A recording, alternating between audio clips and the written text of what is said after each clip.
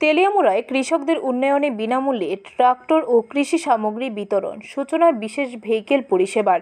কৃষকদের জীবন জীবিকার মনোন্নয়নে রাজ্য সরকার নিরলস প্রচেষ্টা চালিয়ে যাচ্ছে। সেই ধারাবাহিকতায় আজ তেলিয়ামুড়া কৃষি বিভাগের উদ্যোগে এক গুরুত্বপূর্ণ কর্মসূচির আয়োজন করা হয়।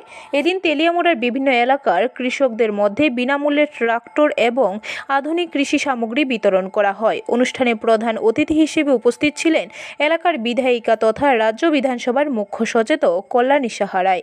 কৃষকদের মুখে হাসি ফোটাতে এই ধরনের সরকারি সহায়তা যে কতটা প্রাসঙ্গিক তা তার বক্তব্যে উঠে আসে।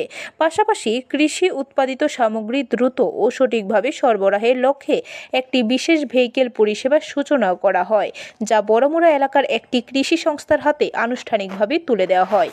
কৃষকদের জন্য আমরা পাওয়ার উইডার, পাওয়ার স্প্রেয়ার, আমরা কার্ড দিয়েছি দুটো এমআরডিএচ প্রকল্পে। একটা ভেহিকেল আমরা হ্যান্ডওভার করেছি একটি সংস্থাকে, যারা অর্গানিক ফসলগুলো ক্যারি করবে বা কৃষিজাত পণ্য তারা ক্যারি করবে এবং তাদের ইনকাম জেনারেট যাতে হয়। আমরা একটা সংস্থাকে যারা এগ্রিকালচারের সঙ্গে যুক্ত বড়মুড়াতে, তাদেরকে আমরা একটা ভেহিকেল দিয়েছি সরকারি উদ্যোগে। ব্যুরো রিপোর্ট, খবর ত্রিপুরা।